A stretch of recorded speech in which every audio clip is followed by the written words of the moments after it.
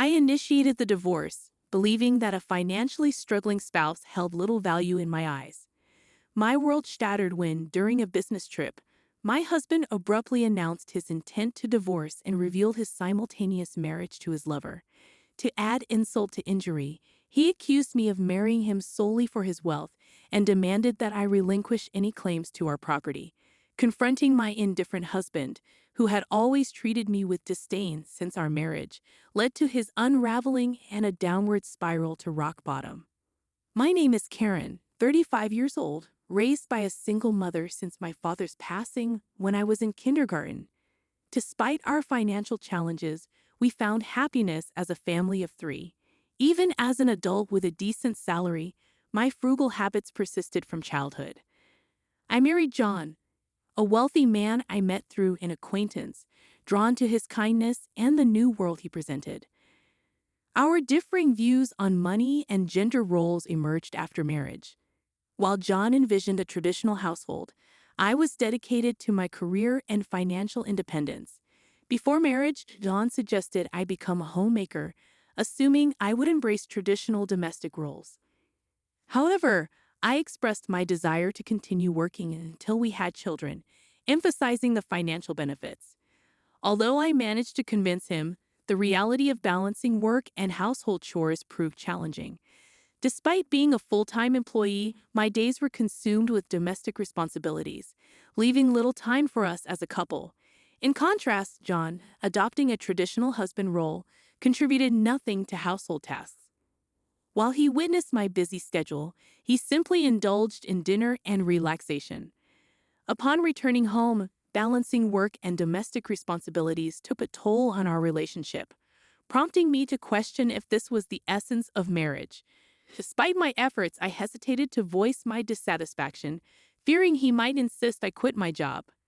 I had hoped that the arrival of children would bring about a positive change in our relationship.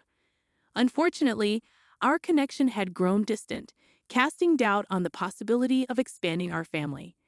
Feeling the urgency to discuss this matter, I approached John, suggesting we start considering having kids. "Hey, we should start considering having kids, right?"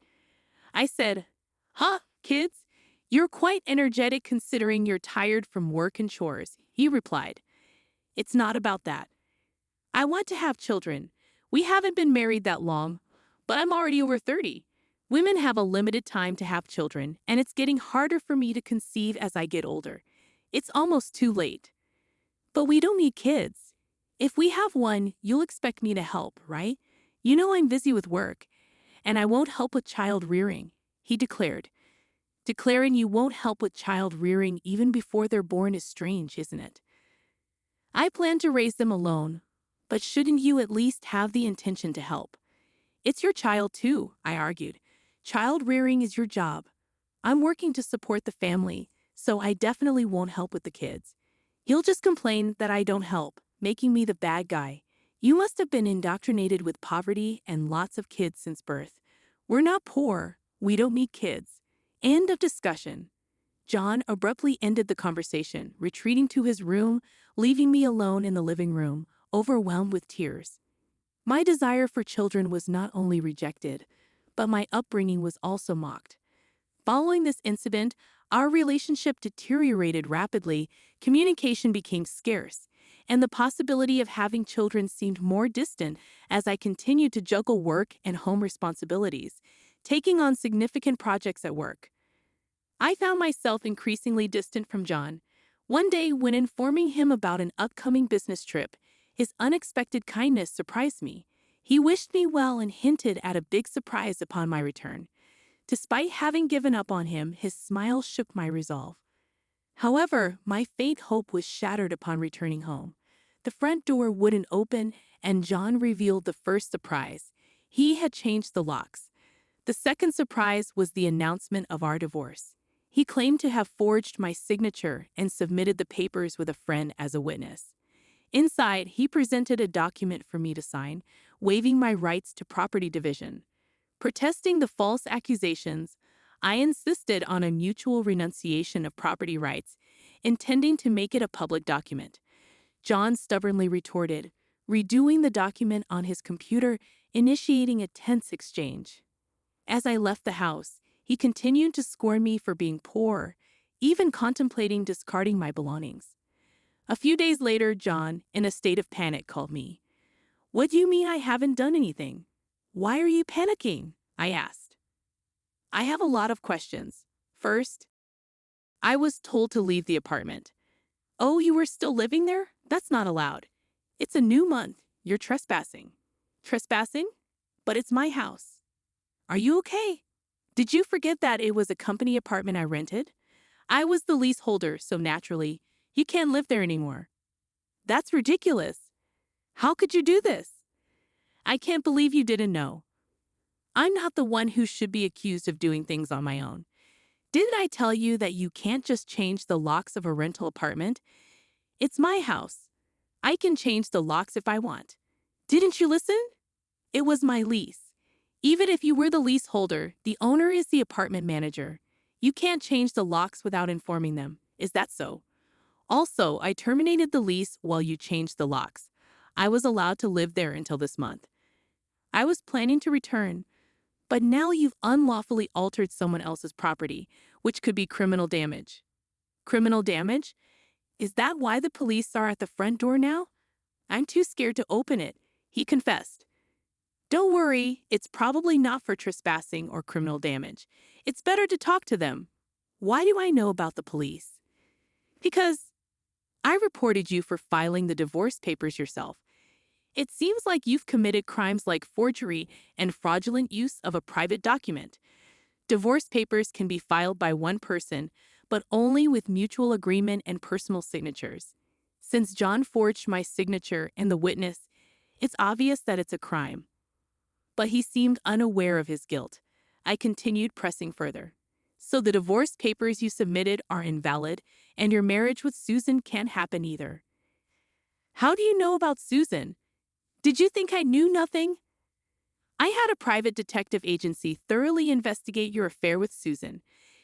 It was a busy time at work, and coordinating with the agency was tough. Plus, you even held a grand wedding ceremony while I was supposedly on a business trip. Are you okay? Your business trip was a lie. Yes, I took leave from work despite being busy to do some research and prepare documents. I knew about you bringing Susan home. It would have been impossible to gather this evidence while working. After I revealed everything, John was speechless and seemed quite downcast, even over the phone. Then he pleaded with me, "Please don't tell Susan I'm divorced." Why would I? There's no such fact to tell. Really? Thank you. Are you misunderstanding something? When did you become divorced? That fake divorce paper is invalid, remember? So legally, you're still my husband, not divorced. What? So since you committed adultery? Well, legally my husband, Susan needs to pay compensation. I sent the demand for reparation to her house yesterday by express delivery. She didn't know you were married, right? Then I can't withdraw the claim at this point. I already knew Susan believed John was single, but I deliberately sent the reparation demand. Susan hasn't contacted me yet, so maybe she hasn't received the letter. It should arrive soon. Should you be on the phone with me when you also have to deal with the police? You're busy. I'll ignore the police. I won't be arrested. I'm going to Susan's house now to get the letter back before she or her family can accept it. Then he hung up. He probably went straight to Susan's house to wait for the postman at the front door. I knew it would be futile because the letter was sent as registered mail to Susan only. Even if he waited for the postman, he couldn't receive it. A few hours later, a dispirited John called me. According to him, there was an incident when the postman arrived. Finally, I'll take that envelope. Who are you?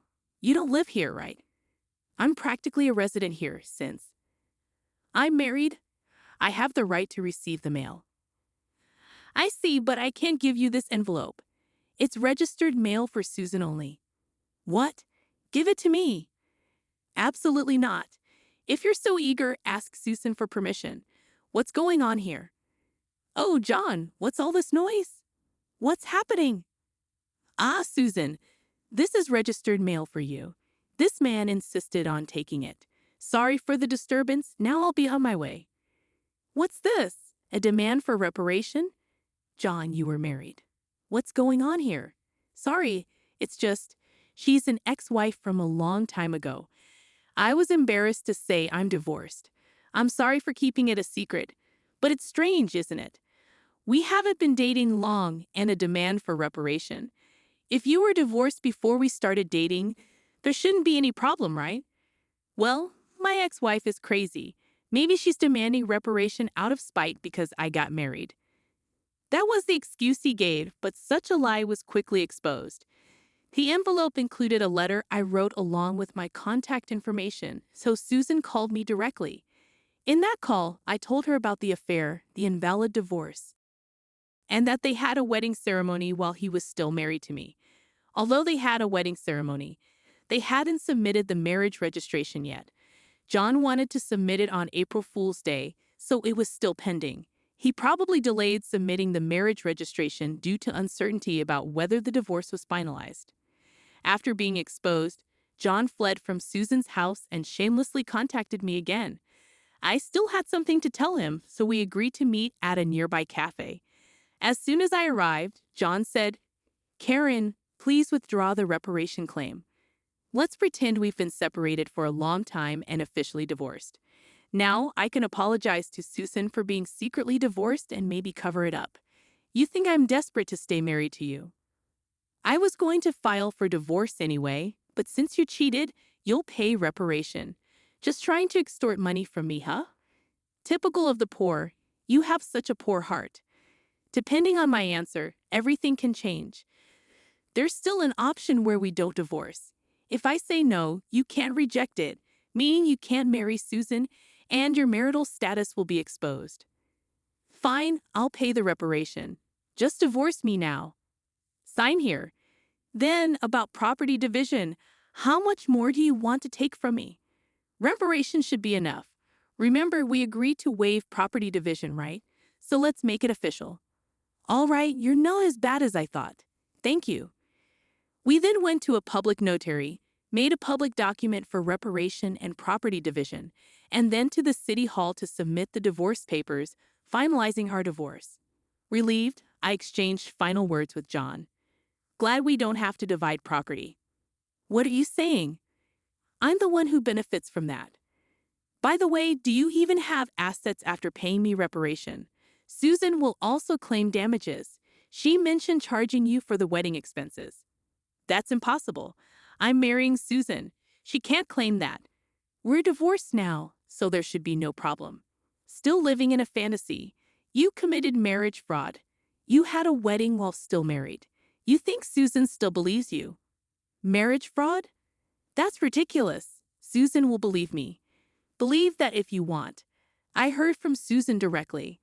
Also, weren't the guests at your wedding paid actors? You still owe them, you know. You know about that? I haven't paid them yet. What does it matter to you? You could have just taken property division and been better off. That's what I wanted to tell you. Even if we had divided property, you would have benefited more. What are you talking about? Poor women. Your family is poor and you only make $155,000 a year, right? Even if you got a raise, it would be barely $20,000. You don't have any property. You keep calling me poor, so I thought you might be mistaken. Yes, my salary is indeed $115,000. But you know, I work for a foreign company, right? It seems you have no interest in me, but I became a director of the American branch. It's not $115,000 per year. It's $155,000 per month. So that's an annual income of $1.8 million. You're still bad with numbers. How do you manage to keep a job? It's $180,000 a year. $180,000. That can't be true. Of course, I haven't had the chance to spend such an amount, so I've been saving it for the future.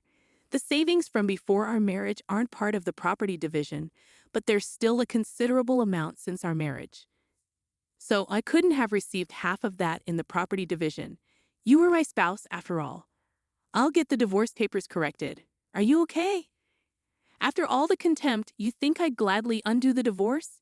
If you have that much money, you don't need to claim reparation, right? It's just a small amount for you. He who laughs at 1 cent will weep for 1 cent. This reparation is for the mental anguish you caused me. I'd like to claim more, honestly. And since we've made it official, make sure to pay it, even in installments. I'll be penance. Also, don't go back to that apartment. Your belongings should have been moved to your parents' house by now. You thought I had few belongings, but that was because I had already moved most of them. Were you that indifferent to me? I can have so little, so I have to go back to my parents' house. They don't know anything yet, do they? Let me explain. Don't say anything. I've already told them everything. It's only right to explain why we're divorcing. Oh, and your father said, don't ever step over our threshold again, so I have nowhere to go. He collapsed, and I left the cafe. Later, I heard he caused trouble at the police station despite my advice. He went back to the apartment, sat there aimlessly in the empty apartment until a manager called the police, and he was taken away. I'm not sure if it was for obstructing public duties, trespassing, or for the falsified divorce papers. Eventually, his parents took responsibility for him. After talking with me and learning about Susan, they decided that apologizing and paying damages to Susan's family came first. They went to Susan's house to apologize, kneeling in front of her family. They settled everything without pressing charges for marriage fraud, even paying for the wedding expenses. I had expected them to sue, so it was disappointing they didn't. So I decided to pursue legal action against him for forging the divorce papers. John offered a settlement, but I didn't withdraw the lawsuit. I didn't want him to think everything could be solved with money. I wanted him to be convicted and understand the gravity of his actions, even if it cost time and money. I left everything to my lawyer, so it wasn't too burdensome for me. Even though it took time, John was exposed for his actions and the marriage fraud at his company. He couldn't stay there anymore after being detained by the police and subsequently absent without leave. He was eventually fired. He ended up living at his parents' home, working all day at a relative's construction company. His father took all his earnings, leaving him with no income. I thought his parents wouldn't abandon him, but they were stricter than I expected. They paid my reparation and Susan's compensation, planning to make him work like a horse until he repaid everything. He lived in a shed-like place with no electricity, receiving only $5 per day for food, deducted from his salary. They planned to hound and kick him out once he repaid everything. A harsh fate after years of hard work. I was offered a position at the head office abroad, so I moved overseas after the divorce was finalized. I worried John might come to me for help or harbor resentment, but moving abroad alleviated those concerns. I thought work would be my partner for a while, but soon I found a new relationship. I'm now dating a foreign executive at our head office, and I'm pregnant with plans to marry soon. I told him everything about my past and my ex-husband, and he's understanding. I'll take maternity leave and plan to return to work later, supported by him. He's enthusiastic about taking paternity leave and co-parenting, showing a different cultural perspective. After being tormented by my ex-husband, I finally feel I'm grasping true happiness and confidence in building the happy family I'd always dreamed of. Many suffer due to selfish spouses, and while divorce isn't always the right choice, enduring silence isn't a virtue. It's important to know that honest discussions can lead to resolutions, and sometimes divorce is a necessary option. I had expected them to sue, so it was disappointing they didn't. So I decided to pursue legal action against him for forging the divorce papers. John offered a settlement, but I didn't withdraw the lawsuit. I didn't want him to think everything could be solved with money. I wanted him to be convicted and understand the gravity of his actions, even if it cost time and money. I left everything to my lawyer, so it wasn't too burdensome for me. Even though it took time, John was exposed for his actions and the marriage fraud at his company. He couldn't stay there anymore after being detained by the police and subsequently absent without leave. He was eventually fired. He ended up living at his parents' home, working all day at a relative's construction company. His father took all his earnings, leaving him with no income. I thought his parents wouldn't abandon him, but they were stricter than I expected. They paid my reparation and Susan's compensation, planning to make him work like a horse until he repaid everything. He lived in a shed-like place with no electricity, receiving only $5 per day for food, deducted from his salary. They planned to hound and kick him out once he repaid everything, a harsh fate after years of hard work. I was offered a position at the head office abroad, so I moved overseas after the divorce was finalized. I worried John might come to me for help or harbor resentment, but moving abroad alleviated those concerns. I thought work would be my partner for a while, but soon I found a new relationship. I'm now dating a foreign executive at our head office, and I'm pregnant with plans to marry soon. I told him everything about my past and my ex-husband, and he's understanding. I'll take maternity leave and plan to return to work later, supported by him. He's enthusiastic about taking paternity leave and co-parenting, showing a different cultural perspective. After being tormented by my ex-husband, I finally feel I'm grasping true happiness and confidence in building the happy family I'd always dreamed of. Many suffer due to selfish spouses, and while divorce isn't always the right choice, enduring silence isn't a virtue. It's important to know that honest discussions can lead to resolutions, and sometimes divorce is a necessary option.